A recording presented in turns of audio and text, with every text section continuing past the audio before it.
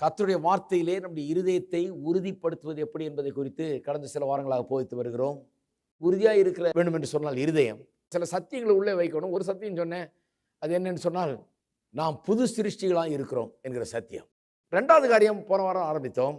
அது என்னவென்று சொன்னால் உலகத்தில் இருக்கிறவரை காட்டிலும் பெரியவர் எனக்குள்ள இருக்கிறார். எல்லாரும் சொல்லுவோம், உலகத்தில் இருக்கிறவரை காட்டிலும் பெரியவர் எனக்குள்ளாக வாசம் பண்ணுகிறார். அதை இன்னொரு விதத்தில் சொல்லலாம். அதுதான் இப்போ இன்னைக்கு ஆழமா பார்க்க போறோம். அது என்னன்னா, அதே எப்படி மாற்றி சொல்லலாம், தோசையை திருப்பி போடுற மாதிரி, அல்லது ஒரு காயினை ரெண்டு பக்கமும் பார்க்கலாம் இல்லையா, அது போல இது இன்னொரு பக்கம் என்னன்னு சொன்னா இப்படி சொல்லலாம், தேவனுடைய வார்த்தை எனக்குள் வாசமாய் இருக்கிறது. சொல்ல ஆரம்பிச்சோம் பாருங்க. அதாவது ஆதியிலே வார்த்தை இருந்தது. அப்ப தேவன் என்ன பண்றாரு, அந்த வசனம் யாரை பற்றி சொல்லி இருக்குது? யோவான் 1:1 ஆதியில வார்த்தை இருந்தது, அந்த வார்த்தை தேவனிடத்தில் இருந்தது, அந்த வார்த்தை தேவனாய் இருந்தது. அடுத்த வசனம் சொல்லுது, அவராலே அன்றி ஒன்றும் உண்டாக்கப்படவில்லை, எல்லாம் அவரால் தான் உண்டு. அப்ப அந்த வார்த்தைங்கிறது அவரை பற்றி பேசுது. யார் அவர்? இயேசு. வாஸ்து பார்த்துட்டு வந்தீங்கன்னா அது வழங்குது இயேசுன்னு சொல்லி. அப்ப தேவன் இயேசுவை வார்த்தை என்று அழைக்கிறார். அப்படி அழைத்ததன் மூலமாக வார்த்தைக்கு ஒரு பெரிய மரியாதையை உண்டாக்கி விட்டார். தன்னுடைய சொந்த குமாரனை வார்த்தை என்று அழைக்கிறார் தேவன். கொஞ்சம் கவனிச்சு பாருங்க. வேற ஏதாவது சொல்லி அழைச்சிருக்கலாம், வேற ஏதாவது பேர் வச்சிருக்கலாம் அவருக்கு. அவர் சொல்றாரு, இல்ல வார்த்தை. குமாரனுக்கு என்ன பெயர் வைக்கிறாரு? வார்த்தை. வார்த்தை என்று பெயர் வைத்து வார்த்தை என்று அழைக்கிறார் அவரை. வார்த்தை என்று அழைத்தது மட்டுமல்லாமல் 14ஆம் வசனம் சொல்லுது, அந்த வார்த்தை மாம்சமாகி. வார்த்தை தான் இப்ப என்னவாயிடுச்சு? மாம்சம் ஆகிவிட்டது. கன்னி மரியாளுடைய வயிற்றிலே கற்பந்தரிக்கப்பட்டு மாம்சமாக உருவாகி ஒரு குழந்தையாக அந்த வார்த்தை பிறக்கிறது. அங்கே பெத்லஹேமில் பிறந்தது வார்த்தை. வார்த்தை மாம்சமாகி விட்டது. அங்கே கப்பர்நகூமிலும் கலிலேயாவிலும் எங்கும் சுற்றி திரிந்து பிசாசுகளை விரட்டி வியாதியஸ்தலை சுத்தமாக்கினது வார்த்தை. அன்பின் மொழிகளை பேசினது வார்த்தை. அதிகாரத்தின் வார்த்தைகளை பேசினது வார்த்தை. வார்த்தை, அந்த வார்த்தை மாம்சமாகி நம் மத்தியிலே he dwelt among us என்று சொல்லி இருக்கிறது. நம் மத்தியிலே அவர் வாசம் பண்ணினார். அப்ப நல்ல கவனிங்க, வார்த்தையா இருந்தார், ஆதியில இருந்தார், தேவனோடு இருந்தார், தேவனாய் இருந்தார். அப்புறம் மாம்சமாயிட்டாரு. மாம்சமாய் அதே வார்த்தை தான் உலாவி கொண்டிருக்கிறார், பிரசங்கம் பண்ணுகிறார். பட்டணங்களும் ஊர்தோறும் சென்று எங்கும் சுற்றி திரிந்து பிசாசு பிடித்தவர்களையும் வியாதியஸ்தர்களையும் சொஸ்தமாக்கி நன்மை செய்கிறவராய் சுற்றி திரிந்தார். இயேசு வார்த்தை. அந்த வார்த்தை மாம்சமாகி எல்லா இடத்துக்கும் சென்று இப்படி ஊழியம் செய்து கொண்டிருந்தாராம்.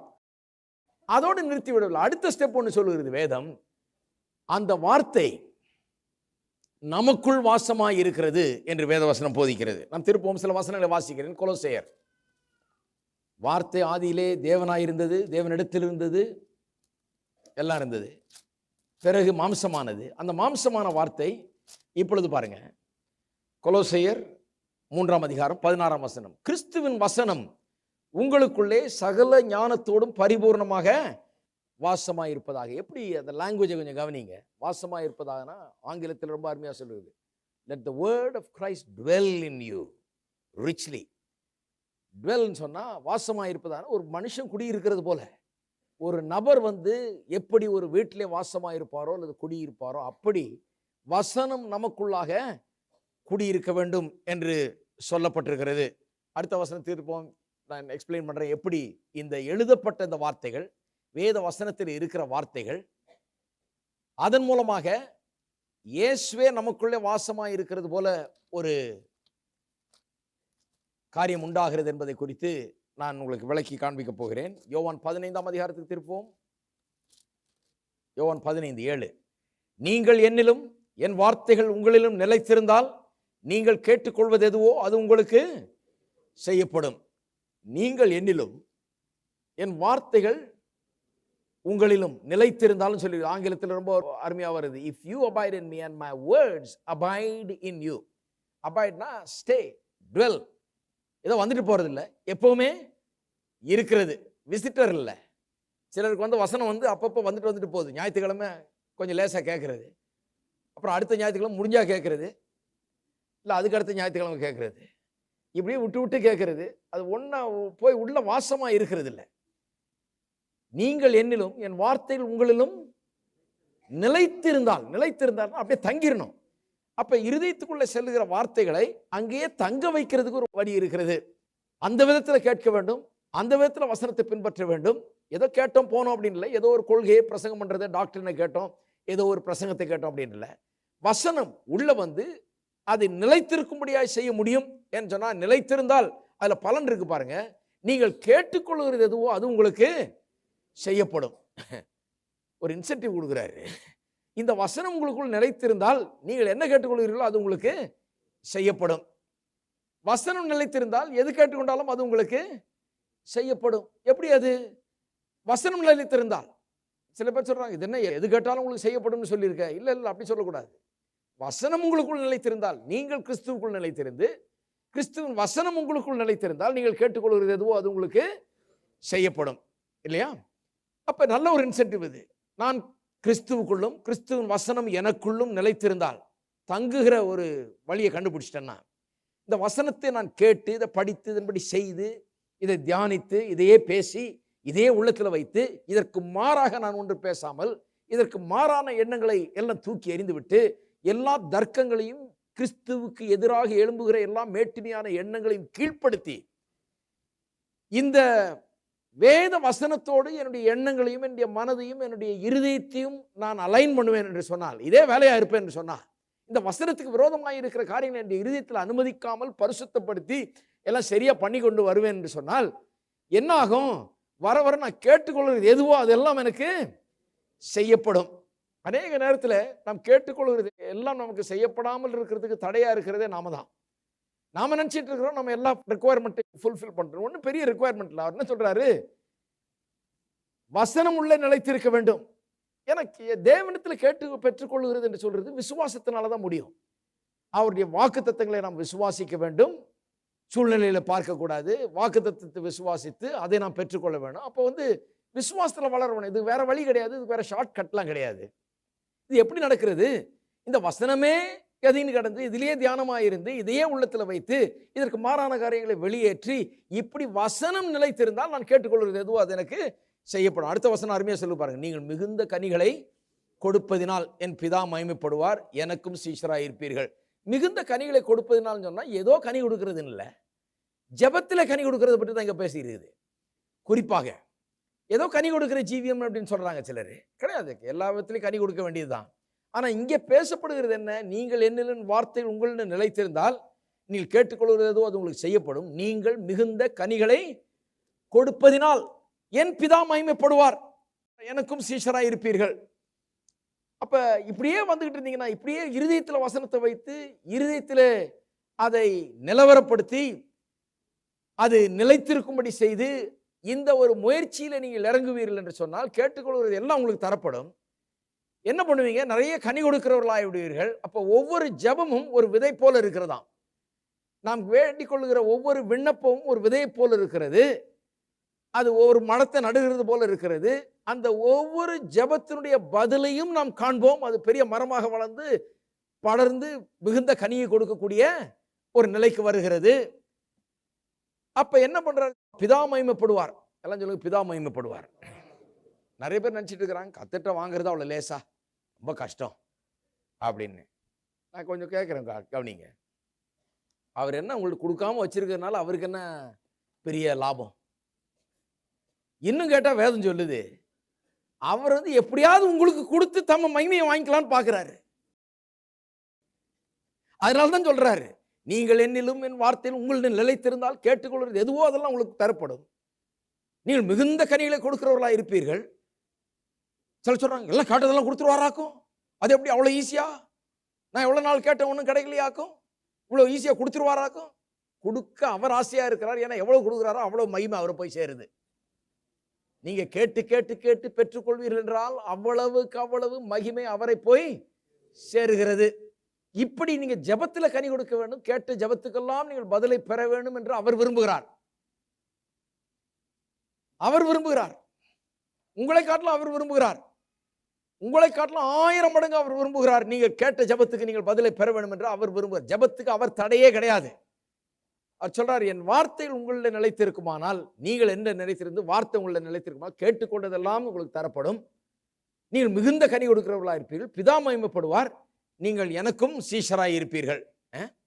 அப்ப பாருங்க, அப்ப வார்த்தை உள்ள நிலைத்திருக்கக்கூடிய ஒரு ஜீவியம் ஒன்று இருக்கிறது. அப்படின்னா என்ன? வார்த்தை நிலைத்திருந்தால்னா ஏதோ வசனத்தை ஒரு மனப்பாடம் பண்ணி நான் வச்சுக்கிட்டேன்னு இல்லை. மனப்பாடம் பண்ணுறது நல்லது. நான் சிறு வயசில் நிறைய வசனங்களை மனப்பாடம் பண்ணியிருக்கேன். இன்றைக்கி எனக்கு உதவுது. அதெல்லாம் மனப்பாடம் பண்ணுறப்ப எனக்கு பிடிக்கல, அது ரொம்ப கஷ்டமாக இருந்தது. ஆனால் இப்போ ரொம்ப ஈஸியாக இருக்குது. பைபிளே கொஞ்சம் ஈஸியாக இருக்குது. ஏன்னா எல்லா வசனமும் அப்போவே எல்லாம் படிச்சிருக்குது நிறையா. அது டக்கு டக்குன்னு வருது கொஞ்சம். இப்போ மனப்பாடம் பண்ணுறது அந்த விஷயத்தில் நல்லது தான். ஆனால் இது வெறும் மனப்பாடத்தை பற்றி சொல்லலை. இதை தியானித்து இதை என்ன சொல்லுகிறது என்று புரிந்து கொண்டு இதற்கு மாறான எண்ணங்களை வெளியேற்றி எப்படி ஒரு விதையை விதைத்து அது முளைத்து வரும்போது அதை நெருக்கி அதை ஒன்றுமில்லாமல் பண்ணுகிறதுக்கு எல்லாம் முள்ளும் குறுக்கும் விளைஞ்சு வருதோ அதெல்லாம் இப்படி கிளீன் பண்ணுகிறோமோ அதுபோல செய்ய வேண்டும் என்று சொல்லப்பட்டிருக்கிறது. அதுதான் நிலைத்திருக்கிறது. இல்லைன்னா நீங்க விதைச்சது நிலைத்திருக்க முடியாது. அப்ப அப்படிப்பட்ட ஒரு வாழ்க்கை, அதாவது வார்த்தை நம்முடைய வாழ்க்கையில ஒரு பங்காகி விட வேண்டும். அது நமக்குள்ளாக வாசம் பண்ண வேண்டும். இதுதான் அதனுடைய அர்த்தம். கொலோசியர் 3:16 வாசம் அல்லவா? பூரணமாக சகல சம்பூர்ணத்துடனும் பூரணமாக உங்களுக்குள் வாசமாக இருக்க கடவுதுன்னா, எந்த குறைவும் இல்லாமல், எங்க தங்கு தடை இல்லாமல், எந்த பிரச்சனையும் இல்லாமல், அதற்கு எந்த விதமான அது வளர்வதற்கு உங்களுக்குள்ள இருதயத்தில் அது இடம்பெற்று அது கனி கொடுப்பதற்கு எந்த தடையும் இல்லாமல் சம்பூர்ணமாய் சகல சம்பூர்ணத்தோடு உங்களுக்குள்ளே அது வாசமாக இருக்க கடவுது. இப்ப புரிஞ்சுதா எல்லாருக்கும்? இல்லையா? அப்படி வாசமா இருக்க வேண்டும். திருப்போம் எபேசியர் 3ஆம் அதிகாரத்துக்கு. எபேசியர் 3:17. விசுவாசத்தினாலே கிறிஸ்து உங்கள் இருதயங்களில் வாசமாய் இருக்கவும் நீங்கள் அன்பினாலே வேரூன்றி நிலை பெற்றவர்களாகி. விசுவாசத்தினாலே கிறிஸ்து உங்கள் இருதயங்களில் வாசமாயிருக்க. இப்போ இவ்வளவு நேரம் இருதயத்திலே எது வாசமா இருக்கிறத பற்றி சொல்லியிருந்தோம்? வசனம், வார்த்தை. இப்ப எங்க என்ன சொல்லப்பட்டிருக்கிறது? உங்கள் இருதயங்களிலே கிறிஸ்து, விசுவாசத்தினாலே கிறிஸ்து உங்கள் இருதயங்களில் வாசமாயிருக்கவும் என்று சொல்லப்பட்டிருக்கு. நான் சொல்றேன் பாருங்க, கிறிஸ்துவும் அவருடைய வார்த்தையும் ஒன்று. அது எப்படின்னு தான் விளக்குறார் இன்றைக்கு. கிறிஸ்து உங்களுக்குள் இருப்பார் என்றால் நீங்கள் வார்த்தையை அதிகமாக நேசிக்கிறவர்களாக இருப்பீர்கள். வார்த்தையை நேசிக்கிறவர்கள் கிறிஸ்துவை நேசிக்கிறார்கள். வார்த்தை உங்களுக்குள் வாசமாயிருக்கும் என்றால் கிறிஸ்துவே உங்களுக்குள் வாசமாயிருப்பதை போல ஒன்று அப்படின்னு சொன்னா, உங்களுடைய இருதயத்திலே வார்த்தைக்கு இடம் கொடுத்து, வார்த்தையை விரும்பி, வார்த்தையை ஏற்றுக்கொண்டு அதை உள்ளத்தில் வைத்து இப்படிப்பட்ட ஒரு முயற்சியில் இறங்கும்போது நீங்கள் கிறிஸ்துவே உங்களுக்குள்ளாக வாசமாய் இருக்கும்படியாக இடம் கொடுக்கிறவர்களாக இருக்கிறீர்கள். அப்ப வார்த்தை உங்களுக்குள்ள நுழைந்து வார்த்தை டாமினேட் பண்ணும்போது, வார்த்தை உங்களுக்குள்ள இருந்து கொண்டு ஆளுகை செய்யும் போது, எந்த ஒரு பிரச்சனை, எந்த ஒரு சூழ்நிலை இருந்தாலும் சூழ்நிலை சொல்லுகிறதை நீங்கள் பேசாமல் வார்த்தை சொல்லுகிறதை நீங்கள் பேசும்போது, அப்ப நான் அப்படிப்பட்ட ஒரு ஆளை பார்த்தீங்கன்னா என்ன இருக்குன்னு அர்த்தம்? வார்த்தை ஆளுகை செய்யுதுன்னு அர்த்தம். இல்லையா? வார்த்தை ஆளுகை செய்கிறதுன்னு அர்த்தம். நம்முடைய இருதயம் எப்படி இருக்குன்னு சுலமா கண்டுபிடிச்சிக்கலாம். பாருங்க, ஒருத்தர் சொல்றாரு சபையில, கர்த்தருடைய வீட்டுக்கு நாம் வந்திருப்பதே அவ்வளவு நல்லா இருக்குன்னார். நான் சொன்னேன், நம்மளே கர்த்தருடைய வீடு தானே. என் இருதயம் அப்படி சொல்லுது. நான் கர்த்தருடைய வீட்டுக்கு வர்றதில்லை, நான் வீடாவே இருக்கிறேன் கர்த்தருக்கு. அப்படிதான் நான் நினைக்கிறேன். ஏன்? அப்படிதான் வேதம் போதிக்கிறது. நீங்கள் தேவனுடைய ஆலயமாய் இருக்கிறீர்கள், தேவன் வாசம் பண்ணும் வாசஸ்தலமாய் நீங்கள் இருக்கிறீர்கள். அப்ப அதை நம்ம மனதில் வைக்கிறது இல்லை. வைக்காதனாலதான் அவர் கர்த்தருடைய வீட்டுக்கு வாங்கன்றப்ப அங்க போறோம் பஸ் ஏறி. நம்ம அங்க போனாதான் அவர் வீட்டுக்கு போன மாதிரி நினைக்கிறோம் நம்ம. ஆனா நம்ம வீட்டுக்கு வந்தோம்னா அவர் அங்க விட்டு வந்துட்டோம்னு நினைக்கிறோம். நம்ம கடவுள் கோயில்ல இருக்கிறார், நான் வீட்டுக்கு வந்துட்டேன், அடுத்த ஞாயிற்றுக்கிழமை போய் அவரை போய் கண்டுகிட்டு வர்றேன்னு போறது கிடையாது. அவர் எனக்குள்ளாக வாசமாக இருக்கிறார். இதை மனசுல வச்சு பாருங்க, எப்படி இருக்கு பாருங்க வாழ்க்கை. அப்ப இவர் என் கூடயே இருக்கிறார், நான் தான் அவருடைய வீடுன்னு சொன்னா, இந்த வீடு போறப்பெல்லாம் பார்த்து போக வேண்டியதா இருக்கு. எங்க போறோன்றதை பற்றி இவர் வரணுமே கூட. இவர் கூடயே இருக்கிறாராச்சே, அந்த உணர்வு பாருங்க ஒரு ஆளை மாற்றி விடுகிறது. இதுதான் வேத வசனம் பண்ணுகிறது பாருங்க. அப்ப இருதயம் எப்படி சிந்திக்கிறது? ஏன் எப்படி சிந்திக்கிறதுன்னு சொன்னா, இதெல்லாம் உள்ள நுழைஞ்சிருச்சு. ஏதோ வீடு அங்கே இல்லை, வீடு நான் தான் அப்படிங்கிற எண்ணம் உள்ள வந்துருச்சு. ஏதோ நான் அதை ஒரு பிரசங்கத்துல கேட்டு அதோட விட்டுறல. நான் கேட்டதை மனசுல வச்சு இதுக்கு மாறாக யாராவது சொல்லும் போது, இல்லை இது இப்படிதான் அப்படின்னு சொல்லி என் இருதயத்தை உறுதிப்படுத்தி இது இப்படியே எண்ணி இப்படியே சிந்தித்து இப்படியே இருக்கிறேன் பாருங்க. அப்படி இருக்கும்போது என்ன ஆகிறது? வசனம் ஆளுகை செய்ய ஆரம்பிச்சிருது. சூழ்நிலை ஆளுகை செய்யறது இல்லை, பயம் ஆளுகை செய்யறது கிடையாது, வேற சந்தர்ப்ப சூழ்நிலையில் ஆளுகை செய்யறது கிடையாது, அவங்க சொன்னது இவங்க சொன்னதெல்லாம் ஆளுகை செய்யறது கிடையாது. எது ஆளுகை செய்கிறது? வசனம் ஆளுகை செய்கிறது. வசனம் ஆளுகை செய்யுமானால் இயேசு ஆளுகை செய்கிறார்.